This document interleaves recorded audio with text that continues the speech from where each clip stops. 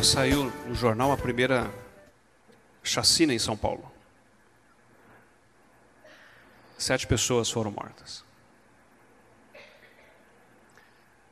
As chuvas no Rio de Janeiro.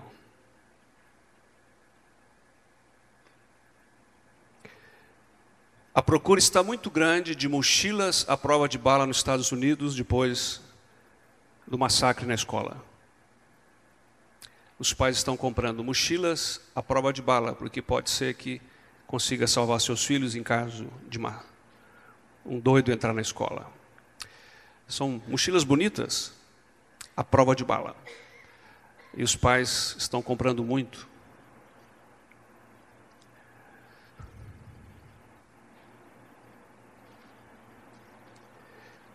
No dia 21 de dezembro,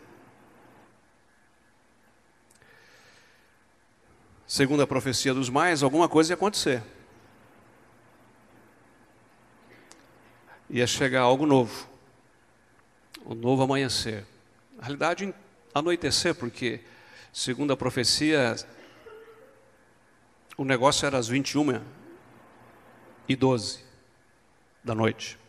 Naturalmente, da noite. 21/12/2012, às 21h12 da noite. Mas não aconteceu. Alguém sonhou em escrever uma ficção científica lá pelos anos 37, 39 do século passado, né? O admirável mundo. Moçada aí, universitários. O admirável. O admirável mundo novo. Onde Aldous Huxley escrevia essa ficção numa sociedade totalitária, onde não havia nenhum vestígio de religião, aonde, em vez de falar "Oh Lord", Senhor, em inglês, as expressões de adoração eram "Oh Ford", referindo a Henry Ford, o grande fabricante de carros dos Estados Unidos. E também "Oh Freud", por causa de Sigmund Freud, que o que ele dizia tinha a ver com o que ele estava escrevendo. Era sobre pessoas que tomavam uma vacina, um remédio, ele era controlado. Tudo controlado. Numa sociedade perfeita onde não havia famílias e que se ensinava sexo para as criancinhas desde pequeno para aprender bem. E então ele ia falando a sua ficção. É um livro fenomenal. É uma ficção, uma crítica.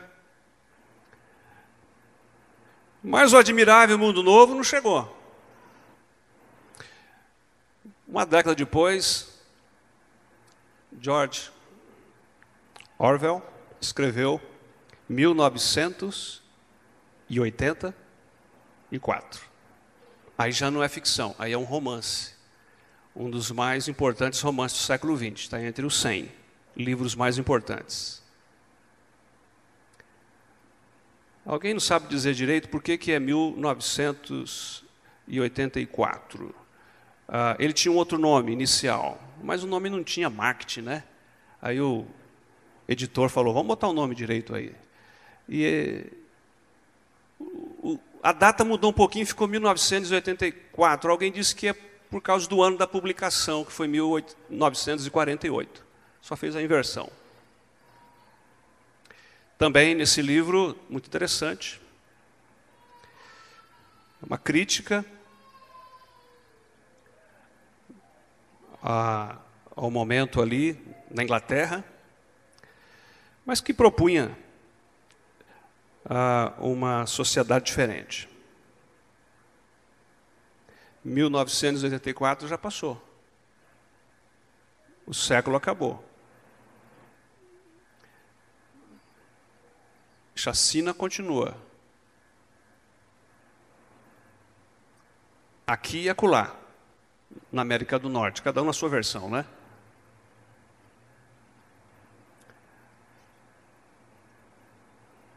As chuvas, as enchentes. Você imagina que eu estava em Curitiba essa semana? Marcel, 14 graus. Tirei foto para provar que eu estava lá com frio. 6h30 andando no parque, caminhando de manhã. Frio com chuvinha. Aí eu liguei para casa. Não, aqui está 34, 35 graus.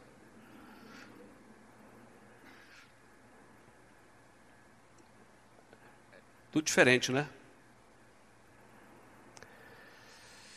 Enfim, cadê esse mundo novo? E 2013 está aí, primeiro domingão, já estamos aqui, primeira Santa Ceia. A vida não para. Talvez você veio mais cedo da praia porque choveu, tudo bem, mas você está aqui. E alguns que não foram para a praia estão trabalhando bastante, né? Trabalhando bastante. Só pela sua carinha eu vejo que você está trabalhando. Trabalhando bastante. Eu também estou trabalhando bastante. Abra sua Bíblia em Mateus 24 e 25. Eu gostaria de compartilhar algo com vocês. E dizer como é que você pode tornar esse mundo que você vive num admirável mundo novo. Estamos na Epifania. Hoje encerra o período do Natal no calendário eclesiástico. Na cultura popular e católica também, a ideia do Santo Reis. Santo Rei. Alguém já viu o Santo Reis aqui? Sabe cantar as músicas do Santo Reis? Porque eu sei. Eu sei. É claro que eu corria de medo daqueles palhaços, né? Que entrava na casa da gente, aquela coisa toda. Eu corria de medo, mas eu ia atrás cantando as musiquinhas deles. Porque diz respeito aos reis magos.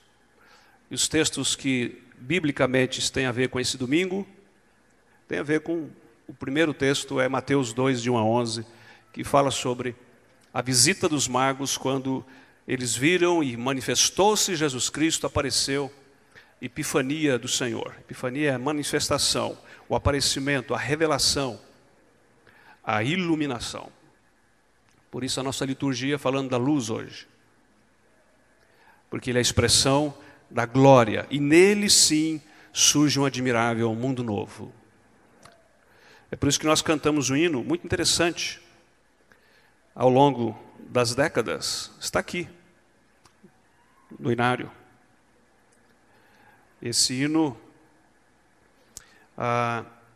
escrito por uma mulher, traduzido por uma outra mulher, 2 estrofes, olha só.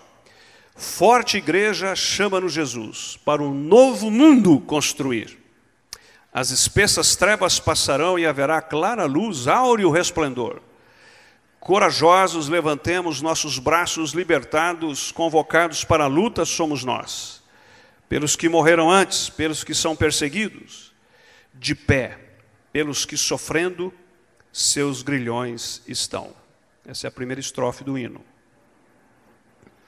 O final do Evangelho segundo Mateus, capítulo 24, fala sobre o sermão profético. E Mateus são alguns sermões de Jesus. Esse aqui é o último sermão no Evangelho, sermão profético sobre o final dos tempos, sobre o fim do mundo. E começa dizendo que Jesus Cristo saiu do templo, ia se retirando, quando se aproximaram dele os seus discípulos, para lhe mostrar as construções do templo. Ele, porém, lhes disse, não vedes tudo isso? Em verdade vos digo que não ficará aqui pedra sobre pedra, até que não seja derribada. E ele então olhou para o templo e falou para os discípulos, olha, vai cair tudo. Era um enorme de um templo em Jerusalém. E essa conversa de Jesus, ou essa afirmação de Jesus, despertou neles perguntas. Quando será isso? Versículo 3, no Monte das Oliveiras achava-se Jesus assentado quando se aproximaram dele os discípulos. Eles ficaram assim, matutando naquela colocação de Jesus, pensando, eles chegaram lá no monte e perguntaram para Jesus, dize-nos quando sucederão estas coisas e que sinal haverá da tua vinda e da consumação do século. Irmãos e irmãs, esse assunto relacionado com o final dos tempos, fim do mundo, e tudo que a profecia maia produziu nas pessoas, que vai acabar o mundo, é o fim do mundo. E quanta gente vendeu livro, quantas pessoas leram esses livros, o filme 2012, que saiu 2 anos atrás, sobre isso. E tantas coisas, as pessoas foram falando sobre esse assunto, televisão, reportagens, sobre o fim do mundo. E naturalmente entra para dentro da igreja e as pessoas começam a pensar, porque nós, cristãos, somos um povo messiânico. Nós acreditamos que vamos celebrar a ceia até que ele volte. Então nós acreditamos que o Messias voltará, Jesus voltará. E isso faz parte da tradição judaico-cristã, o messianismo, a volta do Senhor. Mas as pessoas começam a supor um monte de coisas sobre isso, mesmo dentro da igreja. E há algumas atitudes que são percebidas dentro do movimento cristão, que são atitudes que não colaboram para essa compreensão. Porque há muita suposição. Então há pessoas, por exemplo, que gostam de ler os sinais, e Jesus está falando de muitos sinais aqui no capítulo 24, especialmente as guerras, também epidemias, terremotos, coisas grandiosas, perseguição, reino contra reino, fome. Muita coisa está sendo escrita aqui, ele está prevendo. Então as pessoas começam a fazer essas leituras, e vão lendo aqui, e vão lendo ali. Então há aquelas pessoas que gostam de falar sobre o fim do mundo como espectadores, espectadoras. Normalmente as pessoas que têm essa atitude de espectadora são pessoas que gostam de ir em conferências que falam sobre o fim do mundo. Compram livros, filmes, e elas então vão nas conferências, e acaba a conferência, volta para casa, e a vida continua. Elas compram livros, leem os livros, acabam, e elas continuam iguais. Elas compram DVDs, ou assistem no cinema, ou qualquer na televisão, sobre o fim do mundo, que elas gostam de saber sobre essas coisas, e acabou, acabou. Elas voltam para a vida delas. Sai da sala, desliga o home theater, vai para a cozinha, faz uma limonada, assa uma pizza, vai comer e vai fazer outras coisas. Nada tem a ver com nada, uma coisa não tem nada a ver com a outra. Separado. São apenas espectadores sobre o final do tempo, sobre o fim do mundo. Elas gostam de ver o fim do mundo sentado assim, tranquilamente no sofá, tomando uma coca gelada e assistindo a algum jogo de futebol bem legal. E dane-se o mundo que eu não me chamo Raimundo. E depois vai dormir. Gente, cristão assim, não faz nenhuma diferença. Não faz o admirável mundo novo de Jesus chegar. Há outras pessoas que leem os sinais dos tempos, leem esse capítulo 24, como se falasse apenas do futuro. Eles fazem uma leitura só do futuro. Tudo que vai acontecer, esses sinais dos tempos, da volta de Jesus, só no fim, só no futuro. Elas têm uma mente voltada só lá para o futuro. Não tem nada a ver com elas agora. Outros falam sobre os sinais somente de coisas espetaculares. Espetaculares. Catástrofes. Um cometa vai bater na Terra. Vai ter uma guerra entre árabes e judeus, por exemplo. Então, quanto pior, melhor. Quanto mais morte e sangue, é sinal que o céu está chegando mais perto da gente. Então, assim, sinais poderosos, espetaculares. Então, essas pessoas gostam de falar final do mundo só com essas coisas. Há outros ainda que associam o final dos tempos, os sinais, a leitura que eles fazem dos sinais são sinais apenas quando há perseguição religiosa. Então, se há perseguição religiosa, então é porque Jesus está perto, vai acabar o mundo e pronto. Nós não queremos fazer uma leitura assim da Bíblia hoje. Eu queria que você olhasse para o capítulo 24. Eu vou apenas ler os negritos. O princípio das dores, a grande tribulação, a vinda do Filho do Homem, a parábola da figueira, a parábola do bom servo e do mau. Aí entra no capítulo 25, você tem a parábola das 10 virgens, a parábola dos talentos. E a partir do verso 31 do capítulo 25, o grande julgamento.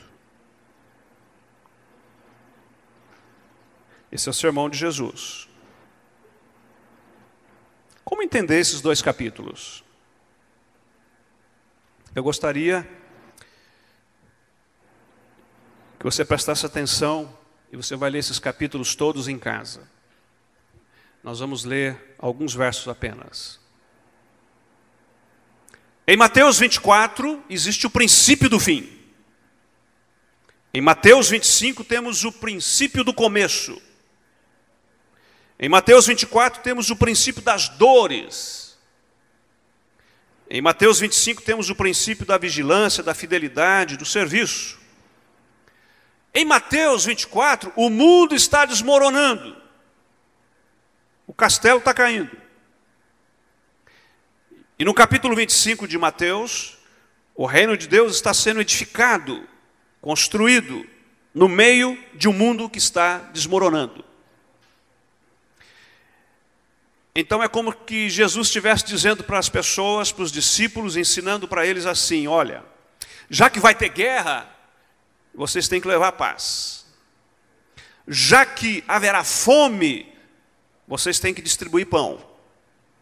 Já que haverá epidemias, então construa hospitais.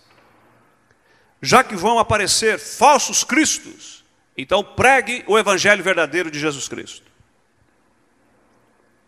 Enfim, uma vez que os sinais dos tempos, os sinais dos fins dos tempos são inevitáveis, marque a história com os sinais do reino de Deus. É isso que Jesus está querendo dizer aqui. E nesse contraste entre o capítulo 24 e 25, o capítulo 25, nessa construção do reino de Deus, ele mostra nessas parábolas e nesses ensinamentos atitudes que eu e você devemos ter hoje. Porque se nós estivermos tendo essas atitudes hoje, nós estamos trazendo o admirável mundo novo agora, hoje, aonde você está. E a nossa proposta para 2013 é que a nossa comunidade, cada um de vocês, esteja marcando a sociedade aonde vocês estiver ou for, com os sinais do reino de Deus.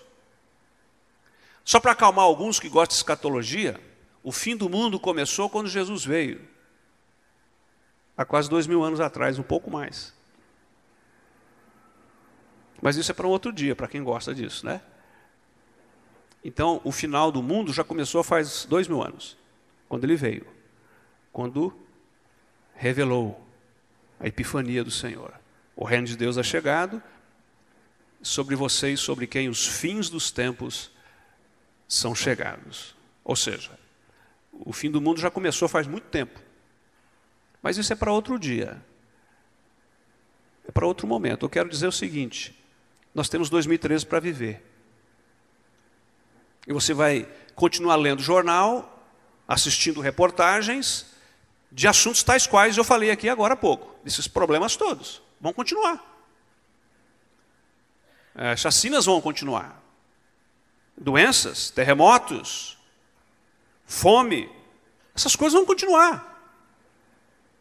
Porque esse é o mundo em que vivemos real, verdadeiro. E é nesse mundo que Deus nos chama para deixar o sinal do reino de Deus. Até que ele venha. Então, em contraste com o princípio das dores e com as mazelas todas, Jesus propõe no capítulo 25, no seu sermão, algumas atitudes. A primeira delas, na parábola das 10 virgens. Eu creio que muitos conhecem a parábola das 10 virgens. Na realidade, está usando aqui a figura do casamento judaico, porque quando o noivo ficava noivo da noiva, ele ia embora. E a noiva ficava em casa do pai. Mas já estava tudo certo, assinado o contrato. Era o caso de José e Maria. Ele ia para fazer a casa. Construir a casa. E quando estivesse pronta, ele voltaria para buscar sua esposa, sua noiva. Aí haveria o casamento, as bodas. Aí vinha a festa. Só que ele não avisava o dia, ela estava sempre pronta. Na realidade é o seguinte, depois que ficou noivo, noiva, porque lá na cultura judaica não tem esse negócio de namoro nem ficar. Se ficou, ficou morto, pode ficar tranquilo. Lá não tem esse negócio do pai falar, não fica não, vai coisa feia, isso é pecado, já ia direto no ponto, vai ficar no céu agora. Não tem esse negócio, lá é só noivado. E o noivado já era compromisso. E quando ele terminava a construção, ele vinha com os amigos buscar a noiva. Ele não avisava, ela tinha que estar preparada sempre. Enxoval, pronto. Prontinho. A malinha lá no cantinho do quarto, prontinho. O enxoval, rápido e réptil, o negócio aqui. E vinha, normalmente ele vinha de noite, porque vinha com aquelas festas bonitas. E os amigos vinham tocando, vinham cantando e vinham pela estrada, e eles vinham com as tochas iluminando o caminho lá da casa dele, do sítio da fazenda dele, para ter a fazenda dela. E de repente está chegando, e elas ficavam esperando. E de repente alguém gritava, é o noivo! Pronto, aí começava a fanfarra. Aí, depois que gritasse, é o noivo, aí segura a onda, porque o negócio vai pegar. Era alegria pura, e eles vinham cantando, vinham pulando de alegria, porque era o encontro do noivo com a noiva. Só que elas não sabiam, ter que ficar esperando.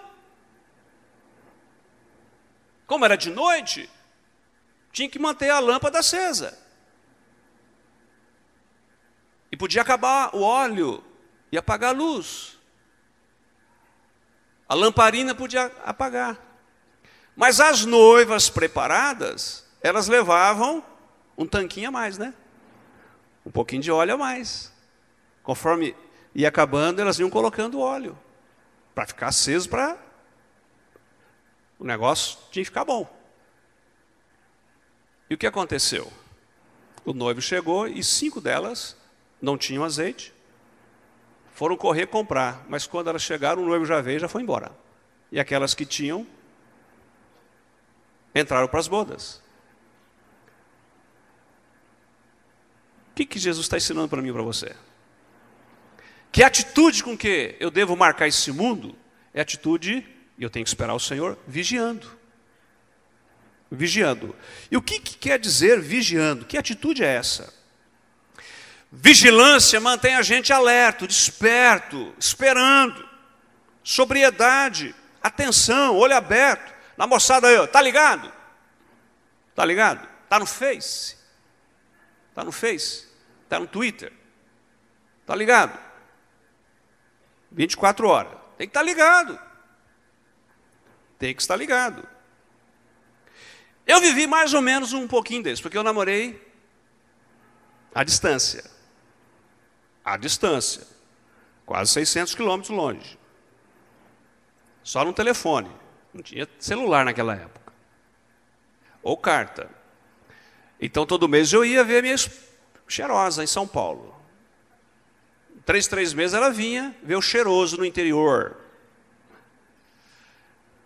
E era só um ônibus à noite, 11 da noite pegava um ônibus. Meu dia livre era segunda, eu vazava para São Paulo. Domingo à noite pegava o ônibus, amanhecia em São Paulo. Passava o dia inteiro namorando. Segunda-feira, olha que maravilha. Segunda-feira, namorando, dia inteiro. Pegava o ônibus de volta, segunda noite, mais uma noite sem dormir e amanhecia na cidade. Isso era todo mês. Queria toda semana. Não tinha dinheiro, né? Uma vez por mês. Sacrificava as coisas para ir lá. Era muito interessante. Então, esse dia da viagem era muito legal. Porque ela estava esperando. E eu também. Esse momento de passar aquele dia, era o único dia no mês de namoro. Havia essa expectativa, essa espera, essa tensão, essa vigilância.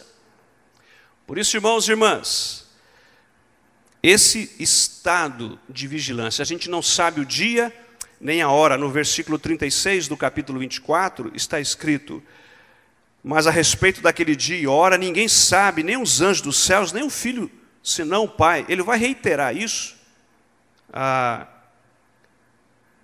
sobre isso mais para frente. No capítulo 25 ele vai falar a mesma coisa. Ninguém sabe o dia e a hora, nem os anjos sabem o dia e a hora, então tem que estar vigiando. Em outras palavras, gente que vai deixar esse mundo melhor, gente que vai deixar esse mundo mais bonito, gente que vai trazer o admirável mundo novo para hoje, para agora, é gente que tem a esperança. Cristo em nós, esperança da glória, Paulo fala em Colossenses. É gente que está alerta, sóbria, gente que não se perde lendo os sinais dos tempos, das mazelas, das desgraças que acontecem sobre o mundo, e que fica pensando, quanto pior, melhor. Tomara que acabe logo esse mundo mesmo. Já acabou, já passou da hora de acabar. Só que ele está num bem bom na casa dele. Tranquilo, numa boa. É retórica pura. Não é esse tipo de gente que vai fazer diferença nesse mundo. Gente assim pode ir embora para o céu de uma vez mesmo. Morre mais cedo. Menos trabalho para Deus aqui e para a igreja também. Não é isso que nós queremos. Não faz nenhuma diferença. Gente que fica vendo os sinais, mas não deixa sinal do reino de Deus. Gente que está vigiando. Alerta, sóbrio. Sabe de onde veio, porque está aqui para onde vai. Gente que tem expectativa no coração. Gente que fala da volta de Jesus, que ele vai voltar para nos levar, ou para estar com ele. Mas quem está vigiando, realmente tem muito desejo disso. E a cada ceia, mais do que nunca, alimenta essa esperança. Verso 13 do capítulo 25, vigiai, pois porque não sabeis o dia nem a hora. Não se perca fazendo as suas críticas sobre os problemas do mundo, sobre os problemas políticos do mundo, os problemas econômicos do mundo, e você fica só lendo e fazendo as críticas, fazendo as suas resenhas, fazendo as suas resumos de livros apenas sobre esses assuntos. Isso não resolve nada nesse mundo. Isso não faz nenhuma diferença.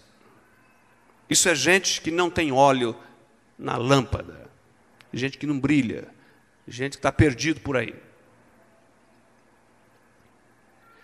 Jesus continua no capítulo 25 falando da parábola dos talentos. O homem que confiou aos seus servos os seus bens. A um deu 5, a outro 2, a outro 1. 5. Quem recebeu 5 ganhou mais 5. Quem recebeu 2 trabalhou e ganhou mais 2. Quem recebeu 1 ficou com medo. O patrão era bravo, enterrou, guardou para não perder. Quando o homem voltou, foi prestar conta. Quem ganhou 5 deu mais 5, quem ganhou 2 mais 2, e quem ganhou 1 devolveu só 1. E esse 1, versículo 24 do capítulo 25, chegando por fim o que receberam o talento, disse: Senhor, sabendo que és homem severo, que ceifas onde não semeaste, ajuntas onde não espalhaste. Receoso escondi na terra o teu talento, aqui tens o que é teu. Respondeu-lhe, porém, o Senhor: servo mau e negligente. Sabias que ceifa onde não semeei e ajunto onde não espalhei. Cumpria, portanto, que entregasses o meu dinheiro aos banqueiros, e eu, ao voltar, receberia com juros o que é meu. Tirai-lhe, pois, o talento e dai ao que tem 10. E o servo inútil, lançai-o para fora nas trevas, ali haverá choro e ranger de dentes. A gente deve esperar a volta do Senhor vigiando. O noivo virá encontrar a noiva, tem que estar preparado, vigiando. E agora, nesse texto, Jesus está ensinando que uma outra atitude de gente que faz diferença nesse mundo é gente que permanece fiel. Permanecendo fiel. A gente é fiel em nossa espera, não se retirando para uma gruta, indo para um refúgio, mas quando a gente faz o melhor que nós podemos para Deus, na área onde Deus nos colocou para servir. O servo bom e fiel não é aquele que imagina ser necessário abandonar tudo para se dedicar a uma vida de santidade. Mas o servo bom e fiel é aquele que sabe que tudo que fizer deve ser feito com santidade para a maior glória de Deus. Eu cito aqui o pastor Rick Warren, de uma igreja com propósito. Os servos fiéis concluem suas tarefas, cumprem suas responsabilidades, mantêm suas promessas e levam a cabo seus compromissos. Servos fiéis não deixam o serviço feito pela metade, não desistem quando perdem o incentivo ou quando não são aplaudidos. Servos são sempre confiáveis e dignos de crédito. Servo bom e fiel. Dois predicativos, bom e fiel. Serva boa e fiel. Servo bom e fiel. Há muita gente boa, mas que não é fiel. Há marido bom, mas é bom demais, mas não é fiel. Tem mulher boa, legal, mas também não é fiel. Tem filhos bons, não são fiéis. Patrão maravilhoso, não é fiel. Empregado supimpa, não é fiel. Servo bom e fiel. Ao contrário, é servo mau e negligente. Sabe quem faz diferença nesse mundo aí? Servos bons e fiéis. Gente que permanece fiel. Compromissos, votos, palavra. Servos bons e fiéis. É interessante que a fidelidade, ela poderia provocar uma revolução na vida da igreja hoje, ao redor do mundo. Quantas comunidades locais, quantas organizações cristãs ao redor do mundo que sofrem com pessoas que assumem compromissos, mas não os honram. Enterram os seus talentos. Perdem a vida. Gente que não vive, sobrevive. Gente que não permanece fiel. Um sinal do reino de Deus hoje é uma comunidade de pessoas fiéis, servos bons e fiéis, servas boas e fiéis. É gente que permanece fiel que faz diferença nesse mundo. E é isso que o mundo está precisando. Desse estilo de vida, desse jeito de viver.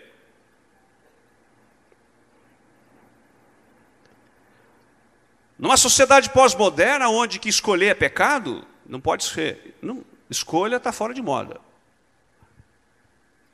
tem esse negócio de escolher. Deixa. Não se posicione. Não se assuma. Fique na sua. Terre seu talento. Terre sua vida. Deixa guardada. Proteja. Quando chegar o patrão, você devolve o que é dele. Pronto. Negligência total com a vida. Precisamos cair na real. Esse mundo é real. E com Cristo o mundo novo é real. Mas é real com gente que permanece fiel. Gente que multiplica as coisas. Gente que põe a mão para fazer as coisas. Gente que se envolve. Gente que se compromete. Gente que trabalha seus talentos e não os enterra. Mateus 25, 31 em diante, é o grande julgamento. Quando vier o Filho do Homem na sua majestade, todos os anjos com ele, então se assentará no trono da sua glória. E todas as nações serão reunidas em sua presença, e ele separará uns dos outros, como o pastor separa dos cabritos das ovelhas. E porá as ovelhas à sua direita, mas os cabritos à esquerda. Então dirá o rei aos que estiverem à sua direita: vinde, benditos de meu Pai, entrai na posse do reino que vos está preparado desde a fundação do mundo. Por quê? Porque tive fome e me destes de comer, tive sede e me destes de beber, era forasteiro e me hospedastes, estava nu e me vestistes, enfermo e me visitastes, preso e fostes ver-me. Vigiando, permanecendo fiel, mas você vai marcar esse mundo também se você esperar Jesus, o Rei, servindo. É isso que ele está ensinando. Servindo. Servindo. John Wesley, o fundador do metodismo, ele disse o seguinte: faça todo o bem que você puder, com todos os recursos de que você dispuser, de todas as formas que puder, em todos os lugares que puder, sempre que puder, a todas as pessoas que puder, enquanto você puder. E Cristo está dizendo aqui que lá no grande julgamento, no final do capítulo 25, mas no final dos tempos, quando ele voltar, o Rei da Glória, ele vai recompensar abertamente, publicamente, os que serviram secretamente. Os desconhecidos, os ilustres desconhecidos. Gente que amou crianças rejeitadas. Gente que cuidou de idosos que ninguém queria. Gente que tratou de doentes que não davam lucro. Gente que ouviu pessoas angustiadas que ninguém queria ouvir. Receberão publicamente o que fizeram anonimamente.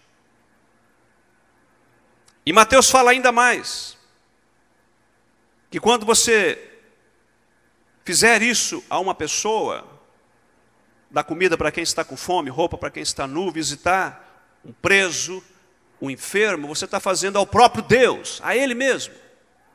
Ele vai mais longe ainda no texto de Mateus dizendo: se você der um copo d'água por uma pessoa, você está dando a mim. E quem der um copo d'água para alguém, não será esquecido diante do meu Pai lá no céu. Olha só. Ele vai recompensar abertamente o que você fez no particular. Você será condecorado. Então, o que nós estamos vendo aqui é que nós temos que esperar esse admirável mundo novo com Cristo servindo agora. Então 2013 pode acontecer. Muita coisa boa se continuarmos vigiando, permanecendo fiel e servindo as pessoas da maneira como Jesus está dizendo aqui. Nesse grande julgamento, ao final das contas, o que é que vai importar? E aí nós temos que fazer alusão ao Zeca Pagodinho.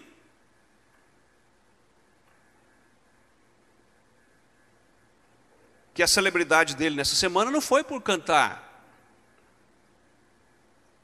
Mas fazer o quê? Onde estava o Zeca Pagodinho essa semana? Com o triciclo dele. Na lama. A fama na lama. Artigo de Fernando Rodrigues, jornalista em Brasília, da Folha. A fama na lama. E ele chorou. E ele levou gente para a casa dele. Ele usou a influência dele para dizer para todo mundo: vamos fazer alguma coisa, gente. Ajude esse povo sofrido.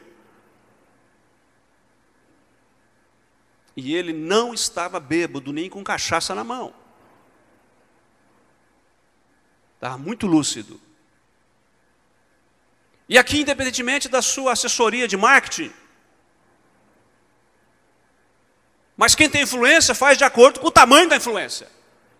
Se ele tem essa influência, ele tem que usar mesmo essa influência. Aqui, assim como o Justin Bieber, Lady Gaga, Brad Pitt, Angelina Jolie, usa a influência deles para fazer alguma coisa diferente desse mundo. Mas eu e você não somos eles. Mas todos nós podemos ser, aonde estamos, com o nosso nível de influência, servir de alguma maneira. Ele deixou um sinal do reino de Deus, você pode deixar também um sinal do reino de Deus.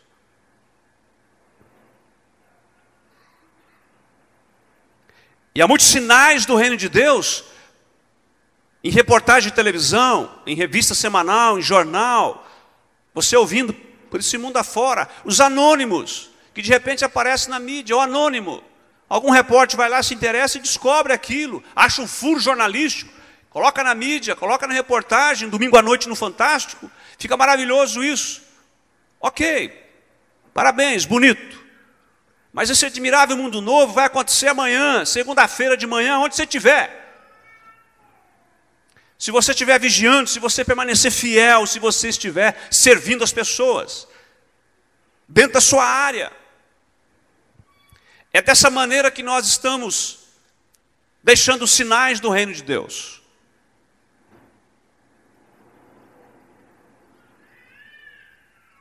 Tudo isso deve fazer eu e você pensar, com que marcas vamos marcar 2013? Esse novo ano. Os sinais dos tempos. Os sinais dos tempos. Guerras, fomes, epidemias, precisam ser enfrentados com os sinais do reino de Deus. Amor, solidariedade, justiça e paz. Se assim fizermos e assim vivermos, ainda que os sinais dos tempos, sinais dos fins dos tempos, estão anunciando o fim, o mundo que está desmoronando, os sinais do reino anunciarão um novo começo em Jesus. Por isso, em 2013, nós acreditamos que vidas podem recomeçar. Nós acreditamos que lares podem ser reconstruídos. Acreditamos que relacionamentos podem ser refeitos. Novas histórias podem ser iniciadas. Até mesmo aqui em nossa igreja, aqui na igreja local, onde você participa, você pode fazer parte de um recomeço de alguma coisa linda e bonita, ou do começo de algo lindo e bonito. Deixar marcas bonitas esse ano. Em ministérios, em ações, em movimentos, em comprometimento, em envolvimentos, em disponibilidade.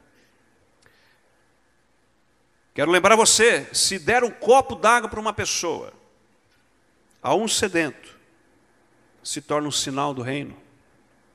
Então eu e você teremos muitas oportunidades neste ano de sinalizar este mundo de maneira maravilhosa, com os valores do reino do céu.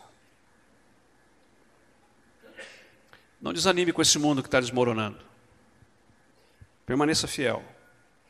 Vigie e sirva as pessoas. Não fique só de espectador. Não fique só achando que pior, melhor. Faça alguma coisa. Desejo nosso que essa comunidade seja uma comunidade de gente que esteja trazendo esse admirável mundo novo de Jesus agora. Agora. Com sinais do reino. Quando ele vier, aí o assunto é com ele. Mas enquanto ele não vem, o assunto é nosso. E nós estamos participando da ceia para nos fortalecer, para marcar esse mundo com sinais do reino, cujo rei nós celebramos nessa noite. E aí? Como é que a gente vai fazer? Tomara que você não passe esse ano todo só assistindo reportagens ruins, lendo revistas de coisas ruins, ouvindo assuntos de tragédias, anestesiados, anestesiadas, com tanta coisa ruim. Daqui a pouco o verão acaba, entra o outono, não tem mais enchente. Aí, um fato novo, vem um temporal, desabriga mais não sei quantos mil aí no sul. Aí vem uma seca, 5 meses sem chuva, aí fica cara as coisas, aí entra a primavera, você está a fim de acabar as aulas, está pensando nas férias, panetone do Natal, e mais um ano acabou. E você não fez nada. Só torceu para o seu time. Não é pecado. Mas se só torcer para o seu time, é pecado. Torça e viva nesse mundo fazendo diferença. Time de Deus. Gente, Deus está chamando eu e você para esse ano fazer que nem o Zeca Pagodinho. tira o copo de cachaça de um lado e dá um copo de água para quem está precisando. E torne essa cidade melhor e o mundo onde você está melhor. Que Deus te ajude. Amém.